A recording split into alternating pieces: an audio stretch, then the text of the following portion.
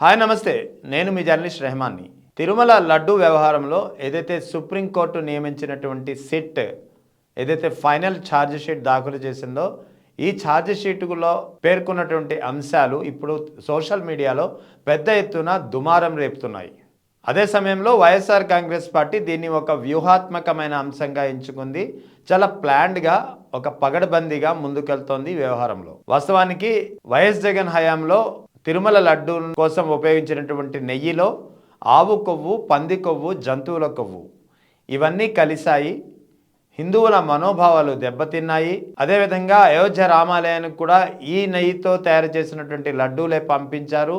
ఫలితంగా ఇవి తిన్నటువంటి ప్రపంచవ్యాప్తంగా ఉన్నటువంటి లక్షలాది మంది హిందువుల మనోభావాలతో అప్పటి ప్రభుత్వం ఆడుకుంది అంటూ కూటమి ప్రభుత్వం పదే పదే ఆరోపణలు చేసింది. ముఖ్యంగా చంద్రబాబు నాయుడు అయితే, ముఖ్యమంత్రి చంద్రబాబు నాయుడు బహిరంగంగా ఆరోపణలు చేశారు. ఆ తర్వాత డిప్యూటీ సీఎం పవన్ కళ్యాణ్ అయితే ఒక మెట్టు ఎక్కి మరీ ప్రాయశ్చిత్త దీక్ష చేస్తూ తనను తాను ఒక అన్అపాలజెటిక్ సనాతని హిందూగా ప్రకటించుకున్నారు కూడా ఈ అంశంపైనే. అంటే రాజకీయంగా వైఎస్ జగన్ ఎంత బదనాం చేయాలో అంత బదనాం చేసేందుకు తిరుమల లడ్డు విషయాన్ని ఎత్తుకున్నారు. వాస్తవానికి తిరుమల లడ్డుకు సంబంధించినటువంటి ఈ జంతువుల కొవ్వు లేదా ఆవు కొవ్వు లేదా పందు కొవ్వు కలిసిందనే ఆరోపణల వెనుక కూటమి ప్రభుత్వం అధికారంలోకి వచ్చిన తరువాత, అంటే 2024 జూలై ఆగస్ట్ నెలలో వచ్చినటువంటి తిరుమలకు వచ్చినటువంటి ఒక ట్యాంకర్లో నెయ్యిని పరిశీలించినప్పుడు అది కల్తీ, అందులో కాస్త యానిమల్ ఫ్యాట్ ఉందనేది బయటపడింది. సో దాన్ని ఆధారం చేసుకొని వైఎస్ జగన్ మొత్తం 5 ఏళ్ల కాలంలో కూడా ఇదే నెయ్యిని సరఫరా చేశారు, ఇదే నెయ్యితో చేశారు, ఆవు కొవ్వు, పంది కొవ్వు, జంతువుల కొవ్వు కలిసిందంటూ ఒక దుష్ప్రచారాన్ని ఎత్తుకున్నారు కూటమి నేతలు. సో ఒక దశలో చాలామంది హిందువులు దీన్ని నమ్మిన ప్రమాదం కూడా ఏర్పడింది. సో అయితే దీన్ని ఎప్పటి వరకు అంటే ఎంత తారాస్థాయికి తీసుకెళ్లారంటే దేశవ్యాప్తంగా ఇది అతిపెద్ద చర్చనీయాంశంగా మారడంతో సుప్రీంకోర్టులో కూడా ఈ అంశం పరిగణలోకి వచ్చింది. సుప్రీంకోర్టు చివాట్లు పెట్టేంత వరకు ప్రభుత్వం నుంచి కానీ, ప్రభుత్వ పెద్దల నుంచి కానీ దీనికి సంబంధించినటువంటి ఆరోపణల పర్వం అనేది ఆగలేదు. ఆ తర్వాత సుప్రీంకోర్టు కలగజేసుకుని సిట్ ఏర్పాటు చేసింది. అసలు విషయం ఏంటనేది నిగ్గు తేల్చాలని ఆదేశించింది.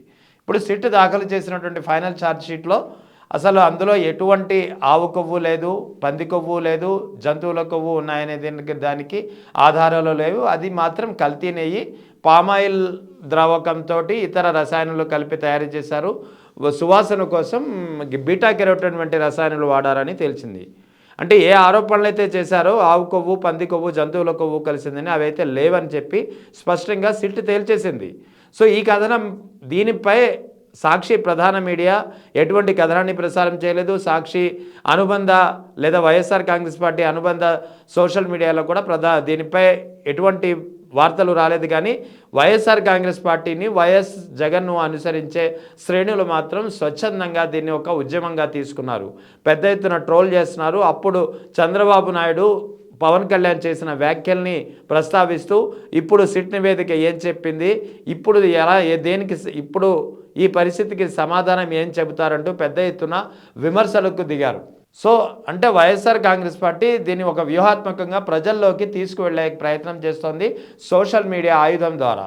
సాక్షిలో వస్తే ఇది సాక్షి అనుకూలంగా రాస్తుందనే ఒక ఆలోచన ఉంటుంది కాబట్టి సోషల్ మీడియా ఆయుధంగా దీన్ని ఏదైతే సిట్ నివేదిక ఇచ్చిందో, ఏ దుష్ప్రచారం అయితే గతంలో చంద్రబాబు నాయుడు, పవన్ కళ్యాణ్ చేశారో ఆ దుష్ప్రచారానికి తగ్గట్టుగా ఎటువంటి కొవ్వు కలవలేదని చెప్పి సిట్ నివేదిక తేల్చిందో, అదే సమయంలో కేవలం ఇక్కడ సిట్ నివేదికలో కేవలం జంతు కొవ్వు, ఆవు కొవ్వు, పంది కొవ్వు ఏదైతే ఆరోపించారో అది కలవలేదని చెప్పడమే కాకుండా ఈ మొత్తం సిట్ నివేదిక ఆధారంగా అభియోగాలు మోపినటువంటి 36 మందిలో అందులో 12 మంది టీటీడీ సిబ్బంది ఉన్నారు. మిగిలిన వారిలో ఏ ఒక్క వైసీపీ నేత కూడా లేడు. అంటే 2 అంశాలు ఇక్కడికి.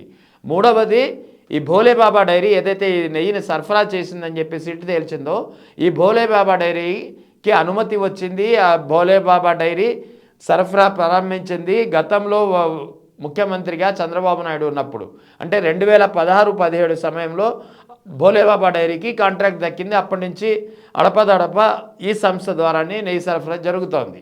అంటే ఇక్కడ 3 అంశాల్లో కూడా కూటమి ప్రభుత్వం, టీడీపీ ఇక్కడ ఇరుకున పడే అవకాశం ఉంది. అందుకే దీన్ని ఒక వ్యూహాత్మకమైన అంశంగా వైఎస్ఆర్ కాంగ్రెస్ పార్టీ దీన్ని సోషల్ మీడియా మాధ్యమం ద్వారా ప్రజల్లోకి తీసుకెళ్లేందుకు ఒక ఆలోచన చేస్తోంది. అదేవిధంగా ప్రజల్లో కూడా పెద్ద ఎత్తున ఈ అంశం ఇప్పుడు సోషల్ మీడియా ద్వారా ప్రతి ఒక్కరూ దీనిపై ఆలోచించాల్సినటువంటి, దీనిపై ఒక రీథాట్ చేయాల్సినటువంటి పరిస్థితి కనిపిస్తోంది. మరోవైపు జడా శ్రావణ్ లాంటి సీనియర్ న్యాయవాదులు, మాజీ న్యాయమూర్తులు కూడా ఈ అంశాన్ని చాలా పెద్ద ఎత్తున ప్రస్తావిస్తున్నారు. టీవీ5 మూర్తి లాంటి జర్నలిస్టులు అయితే ఇప్పటి వరకు ఈ అంశంపై పెద్ద ఎత్తున దుమారం చేసినటువంటి ఎల్లో మీడియా జర్నలిస్టులు, డిబేట్లు పెట్టినటువంటి జర్నలిస్టులు ఇప్పుడు ఇదేదో అయిపోయింది, ఛార్జ్షీట్ దాఖలు చేసింది, అయిపోయింది, అది అయిపోయింది, ఇక ఈ కేసు క్లోజ్, దీనిపై మాట్లాడాల్సిన అవసరం లేదు అంటూ వ్యాఖ్యానిస్తున్నారు. సో దీనిపైనే జడ శ్రవణ్ కుమార్ పెద్ద ఎత్తున ప్రశ్నిస్తున్నారు. ఎందుకు అయిపోయింది? అప్పుడు డిబేట్లు పెట్టినప్పుడు లేదా? ఇప్పుడు ఎందుకు దీనిపై, ఈ అంశంపై సిట్ దాఖలు చేసినటువంటి ఫైనల్ ఛార్జ్షీట్పై ఎందుకు డిబేట్లు పెట్టరు?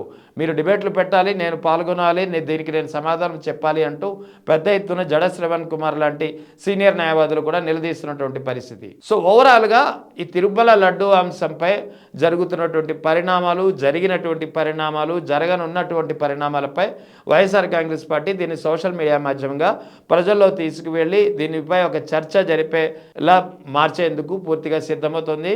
మొత్తానికి ఏదైతే అంశం సిట్ నివేదిక ఉందో ఇది టీడీపీ కూటమికి ఒక అతిపెద్ద ఇరకాటంగా మారిందని చెప్పాల్సి ఉంటుంది.